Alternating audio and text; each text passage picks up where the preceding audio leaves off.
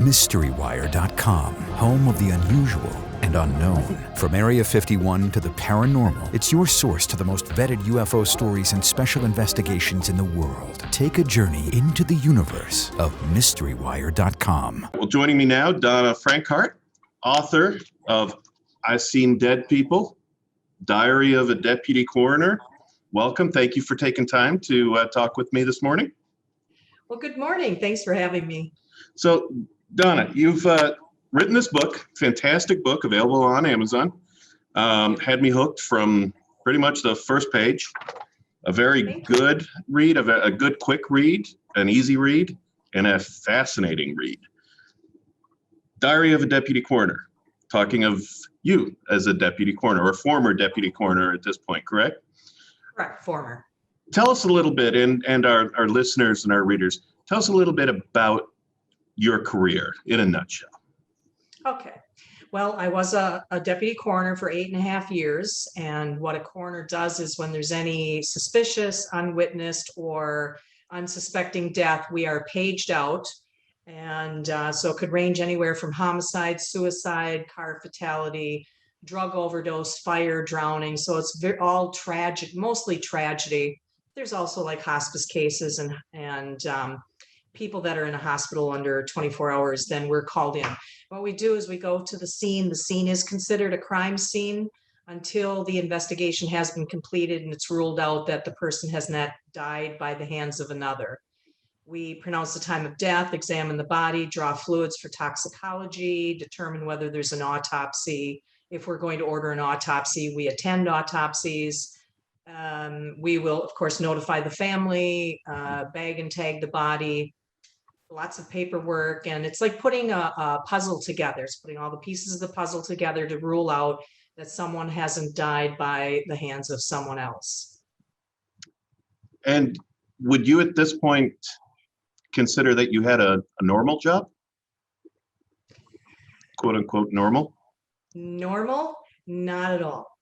Not normal at all. No.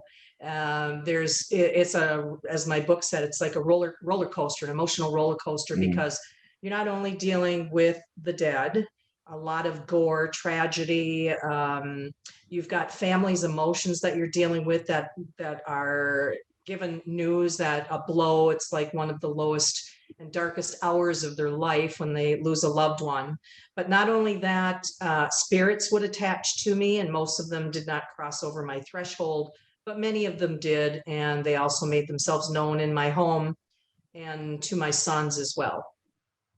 So you're not only dealing with someone else's tragedy and sadness, but I was bringing it home with me, and it was all like filling up in my head and my heart. The subtitle of the book, Diary of a Deputy Coroner, it definitely reads like a diary. Is that one way that you coped with your daily job of dealing with death? Did you keep a diary? Is this your diary? That is my diary. See, the thing is, with that type of job, obviously you can't come home after you're done working and sit down at the dinner table and discuss with your family how your day was. Mm-hmm. And so I needed a way to process and compartmentalize what I was dealing with. And so I started writing, not so much like the cases themselves, but how the emotions, how I was handling those, how the families were. But I tried to find a positive out of each chapter that I wrote. I wanted something good out of it, like whether it was bringing a family together, people realizing that life is very precious. And so, yes, that is big. I mean, it was just flowing out of me, the writing, and it was helping me to get it out on paper, to put it somewhere. And of course, it reads like a series of short stories almost. These are days in your life, sometimes periods of time longer than a day in your life. And obviously each one, or almost each one, is dealing with death, with dead people. But the book itself, it tells a lot about not only the dead people, but how the living deal with dead people and how the living deal with death. What, throughout your career and as you document in this book, what lessons have should the living take away from your dealings with death? I hope that the reader walks away thinking, you know, I actually am quite blessed that I am alive and breathing today. Every day is a gift when you wake up and you have another day, because many people, or most people, think they have that extra minute, hour, day, and we don't know what our expiration date is. We've got our date of birth and our date of death, and so it's our canvas. And we want to paint it either as colorful as we want or black and white, whatever works for you, but also to embrace the simple things in life. Don't forget your elders. Show and tell people that you love, that you do love them, and just don't ever take any time for granted, even when it's boring and monotonous. Or don't hold anger because it's not good for yourself. And like I said, life is so short. Just enjoy every moment. And one of your roles as deputy coroner, you talk about quite a bit in the book, is dealing directly with the family of the victims of the deceased, not always victims. How did that shape your worldview almost? Being very compassionate and empathetic to others. Every case that I worked, obviously there's someone's mother, father, brother, sister, or they have a mother or a father. Always show respect and dignity and treat them as if they're your own family or your own loved one. So it just made me more aware of everybody deep down wants to be respected and cared for, or someone to care for them. And so it just really made me very aware and in tune with emotions, feelings, sights, smells.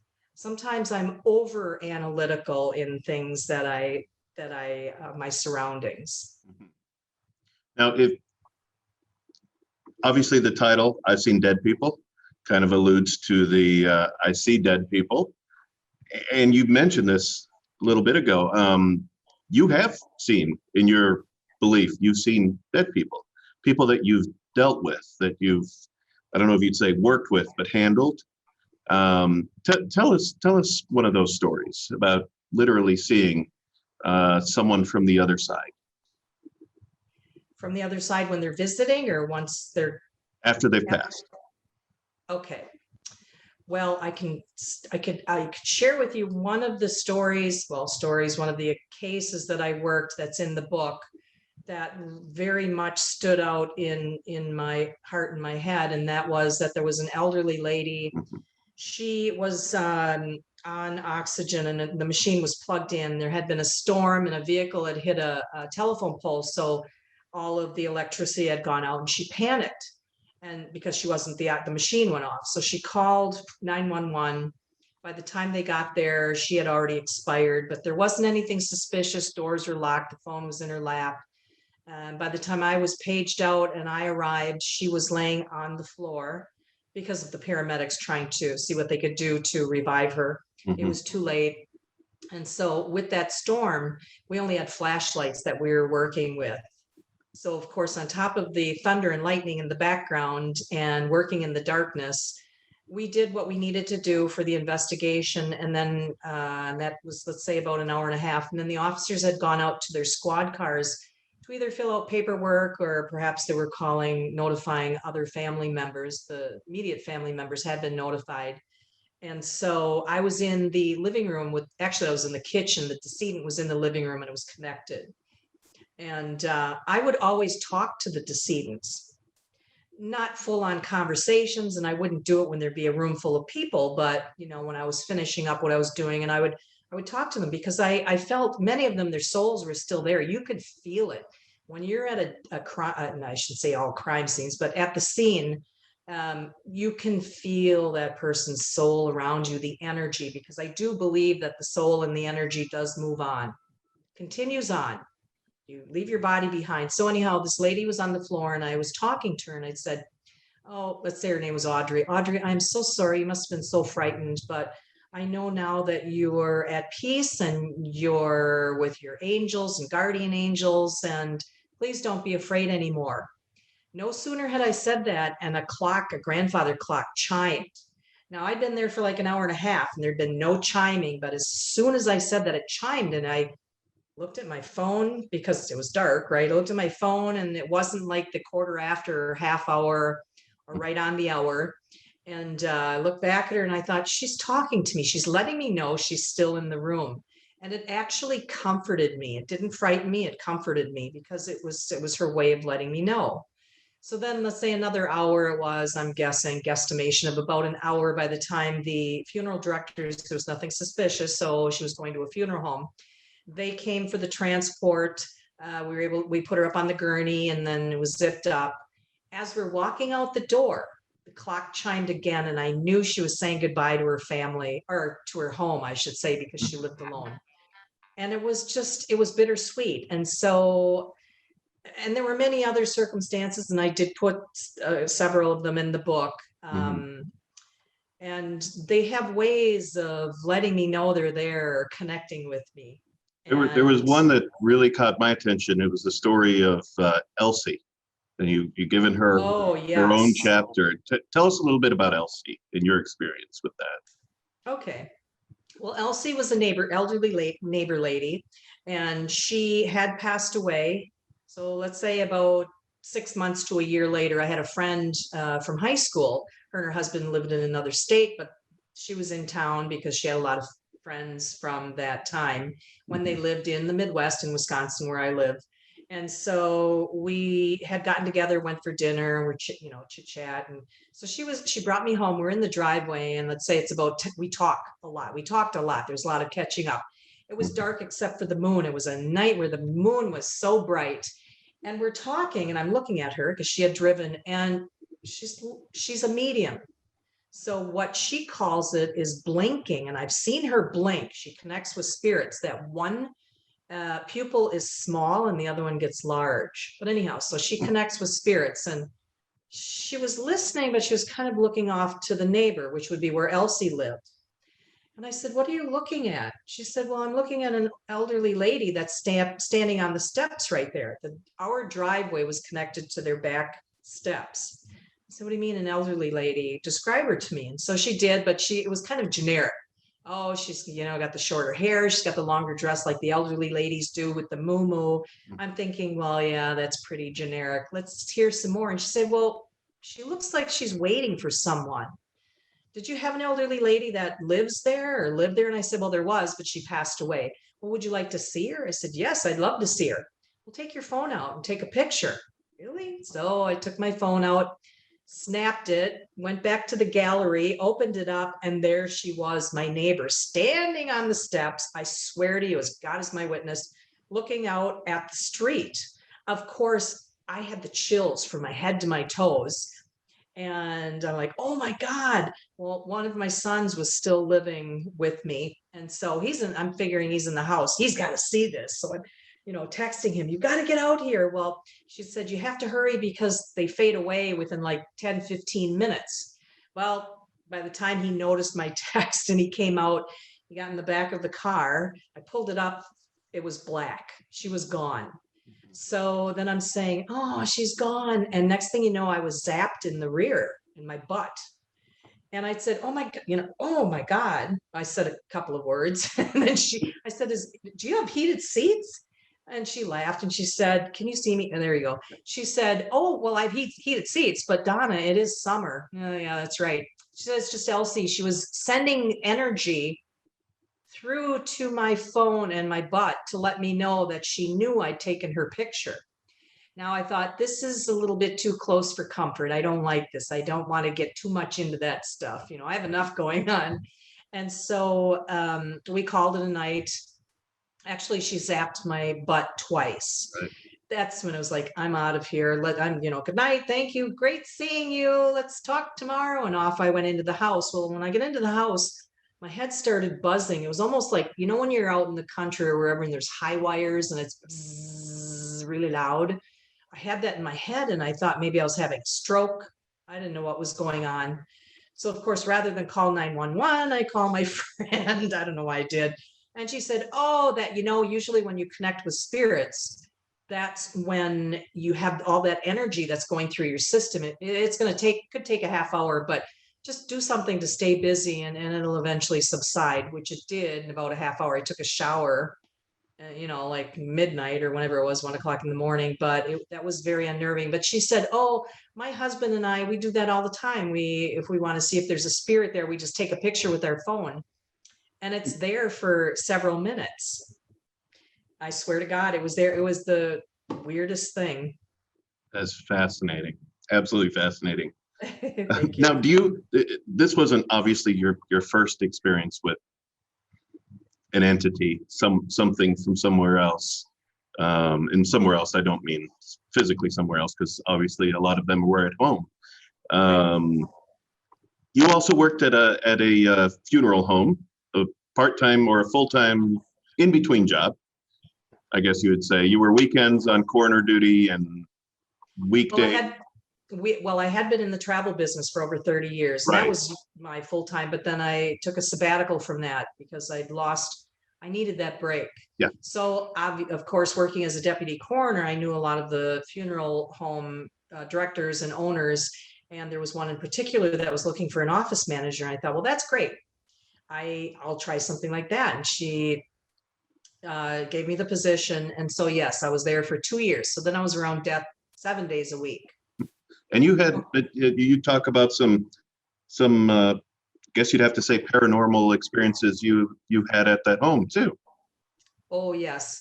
There were, angel feathers, or there were feathers, and this would be in the summertime when people weren't wearing jackets, so there weren't down-filled jackets. I would be locking the door the night before. Everybody's out of the building, and then in the morning I'd be the first one, unless there was a director that brought a body in throughout the night. So there was one morning, and it got to the point where, when I'd open the door in the morning, especially in the winter when it's dark outside, and I'd have to be careful because I didn't know when I was going to unlock those doors. I'd hear lots of voices, or I might turn a corner cut through one of the rooms and there'd be a body in a casket with the, Mm-hmm. It wasn't like walking into a regular office. You were walking into dead bodies if they were set up and prepared for a showing that day. Mm-hmm. But so there was either the angel feathers, or there was actually one day that I was walking from the owner's office to the front where my office was. And I just, deep in thought walking, and the owner came running up behind me, and I heard the, her feet pitter pattering on the carpet in this excitement. And I looked and I said, what's going on? And she said, oh my God, did you see him? See what? See what? The man, he was right behind you. And she described, she had khaki pants on. He had a white dress up shirt, probably what he wore the day of the showing. I don't know. His blonde hair, and he was following behind me, but then he turned and went into another room. I wanted to tell you also, in the last month, a lady that I worked with at that funeral home, she worked at a few funeral homes. She would come in and do pre-arrangements with families. So I'm sorry, I'm jumping. The owner of the funeral home was so excited because everyone was always still, again, treated with respect, but apparently she wasn't really noticing the things that were going on. And this was her first experience, and she was very happy and excited. But one of the ladies brought a friend in who connects with spirits, I'd say within the last 6 months, to this funeral home. This funeral home had been a home for like 100 years. So there are a lot of bodies that went through there.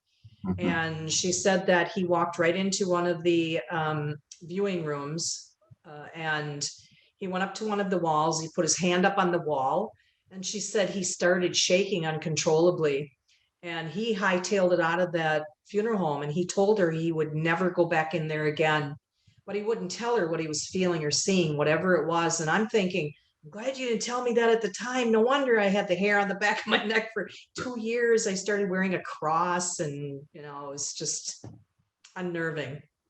Do you feel, even currently, thinking about that, is it terrifying to you? Is it comforting? Was it just, hey, this is part of the job, whether it was with the coroner's office or with the home? Was that all part of you documenting all of this and just dealing with, okay, this happened today, I'm going to write it down and moving on.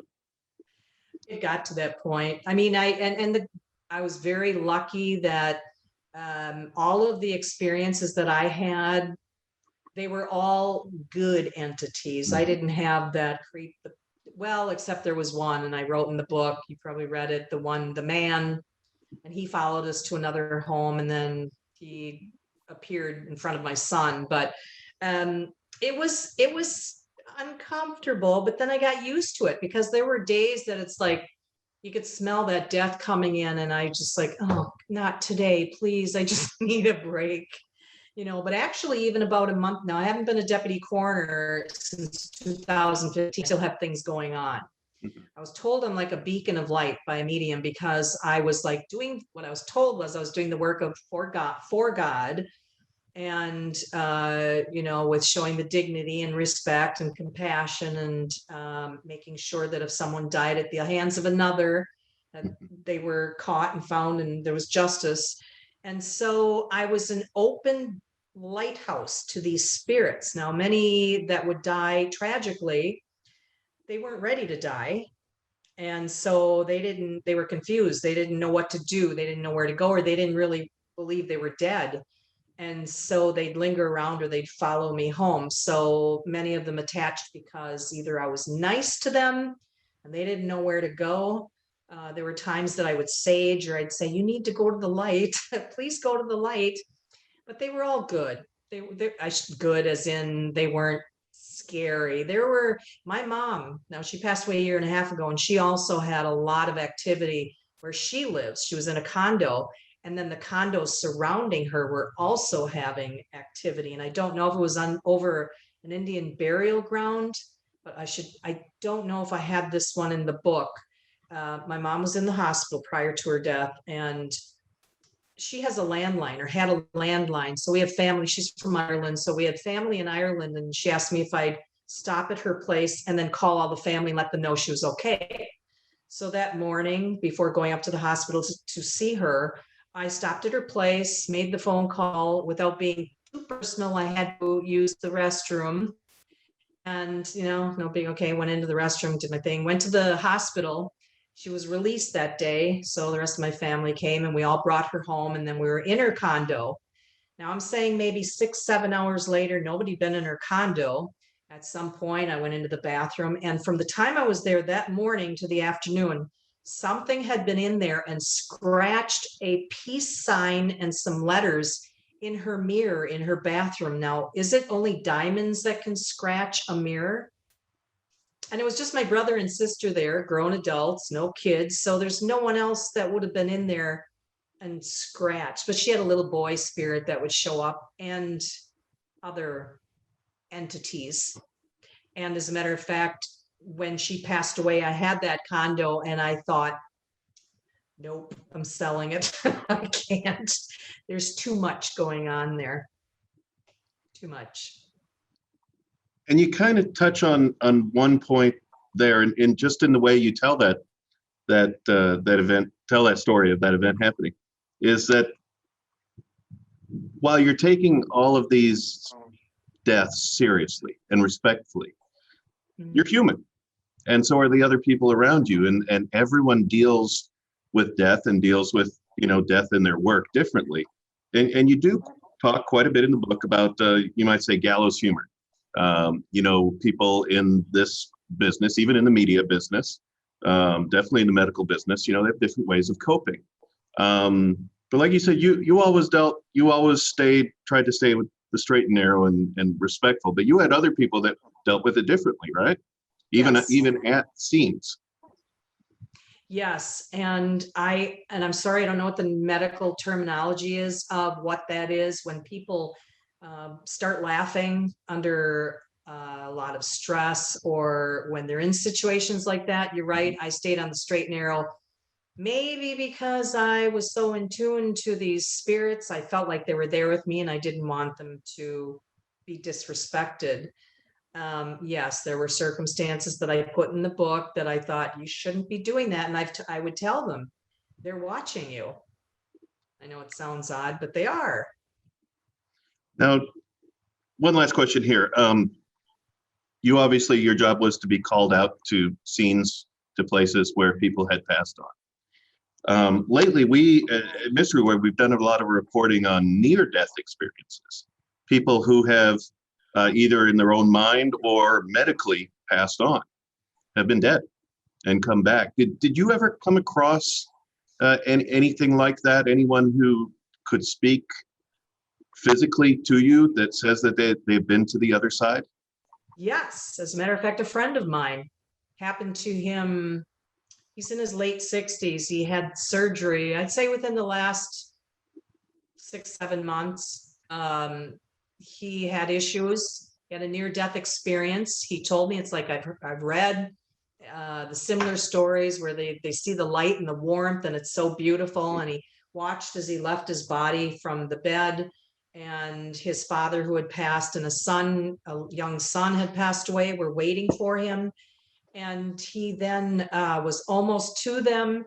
And then he started getting pulled back through this tunnel back to his body, and he didn't want to go back. He told me that he does not fear death at all. He looks forward to it. He said it was the most beautiful thing. He said, I look at life differently now. So, yeah. Do you fear death at this point? I don't fear death at all. I used to, Mm-hmm. but with being around death, even though it was a lot of tragedy and gore, I do still believe it's a beautiful thing. I don't think that once we die, that's it. I do believe, like I said, that our energy and our souls will continue on, and I don't fear death at all. No. So at the end of every chapter, every story in your book, you give us what you call my takeaway. At the end of this, what should be the reader's takeaway from this book? What do you think? I mean, now obviously everyone will have their own takeaway, but what are you hoping will come across?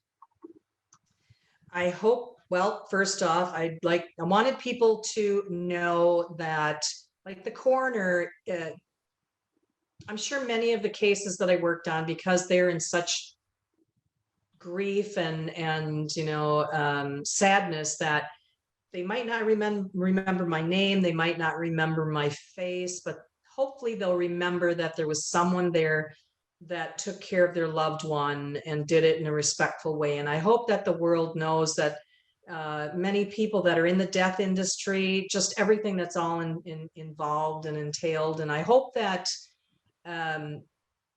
thank someone in law enforcement or a funeral director or a coroner, but also people in that profession. I think it's very important that there is the access to debriefing, so that people working in that industry have an outlet to get that out. I also hope that the reader walks away, as it said, appreciating their life and living every moment like it's their last. And love. I think that's a pretty good takeaway for that. So Donna, thank you very much. I've seen Dead People right here. My pleasure. Appreciate it. Available on Amazon. Is there an audio version of this too? We are working on the audio. It's in hardcover, paperback, and e-reader. And then there is also a feature film that's going to be a screenplay adaptation to a feature film. Yes, under the horror genre. And right now, I've got Gary Revel, who is my publisher. He's also the producer and owns Jongler Books. He's also co-script writer, if you call it co-script writer, with Frank Burmaster. And then Jeff Ohm, who is going to be co-producing and directing. He's speaking with agents right now on hopefully filling the major roles with A-list actors. So I'm very excited. Well, sounds like we'll be talking again fairly soon. I hope so. I look forward to it. Well, I appreciate you taking the time. Thank you, Donna. It was my pleasure. Thank you, Duncan. Take care.